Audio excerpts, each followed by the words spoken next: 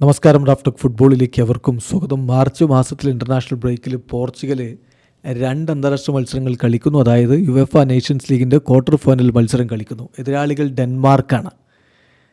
അതായത് 2 മത്സരങ്ങളും ഡെൻമാർക്കിനെതിരെ. UEFA nations ലീഗിൻ്റെ ക്വാർട്ടർ ഫൈനൽ ആദ്യ പാദവും രണ്ടാം പാദവും നടക്കുന്നു എന്നർത്ഥം. മാർച്ച് 20 ആദ്യ പാദ മത്സരം.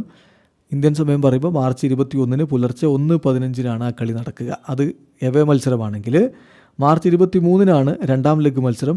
അത് ഇന്ത്യൻ സമയം പറഞ്ഞാൽ മാർച്ച് 24 പുലർച്ചെ 1:15 ആ കളി പോർച്ചുഗലിൽ വെച്ചിട്ട് നടക്കുന്നത്. ഈ കളികൾക്കായുള്ള പോർച്ചുഗീസ് സ്ക്വാഡ് എന്ന് പ്രഖ്യാപിക്കുമെന്നുള്ളതിൻ്റെ ഒഫീഷ്യലായിട്ടുള്ള വിവരങ്ങൾ ഇപ്പോൾ പോർച്ചുഗീസ് ഫുട്ബോൾ അസോസിയേഷൻ പുറത്തുവിട്ടിട്ടുണ്ട്. അതിൽ അവർ പറയുന്നത് 14 തീയതി വെള്ളിയാഴ്ചയായിരിക്കും സ്ക്വാഡ് പ്രഖ്യാപനം ഉണ്ടാവുക.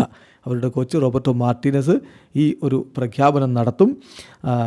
അതിൻ്റെ സമയം മാർച്ച് 14 ഉച്ചതിരിഞ്ഞ് 12:30 എന്ന് പറയുമ്പോൾ അത് പോർച്ചുഗീസ് സമയം 12:30. ഇന്ത്യൻ സമയം വൈകിട്ട് 6:30 സ്ക്വാഡ് അനൗൺസ്മെൻറ്റ് വരും. വെള്ളിയാഴ്ച 6:30 സ്ക്വാഡ് അനൗൺസ്മെൻറ്റ് വരുമെന്നർത്ഥം. നമുക്കറിയാം പോർച്ചുഗൽ യുവേഫ നേഷൻസ് ലീഗിൻ്റെ ഗ്രൂപ്പ് A1 ഒന്നാം സ്ഥാനത്ത് ഫിനിഷ് ചെയ്തു, അൺഡിഫീറ്റഡ് ആയിട്ട് 4 വിജയം 2 സമനില.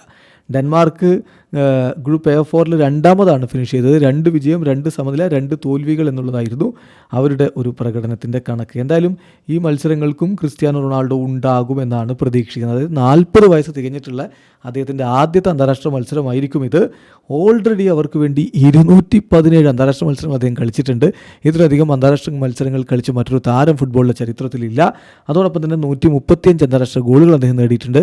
ഇത്രയും അന്താരാഷ്ട്ര ഗോളുകൾ നേടിയിട്ടുള്ള മറ്റൊരു താരവുമില്ല. അപ്പോൾ അതുകൊണ്ട് തന്നെ CR7 തൻ്റെ റെക്കോർഡ് വർദ്ധിപ്പിക്കുന്ന കാഴ്ചയായിരിക്കും നമുക്ക് ഈ വരുന്ന മത്സരങ്ങളിൽ കാണാൻ കഴിയുക. അദ്ദേഹം സ്ക്വാഡിൽ ഉണ്ടാവും എന്ന് തന്നെയാണ് സൂചനകൾ. വീഡിയോ അവസാനിക്കുന്നു. ഫുട്ബോൾ ലോകത്തെ കൂടുതൽ വിശേഷങ്ങളുമായി റാഫ്റ്റോക്സ് കൊണ്ടുവരാം.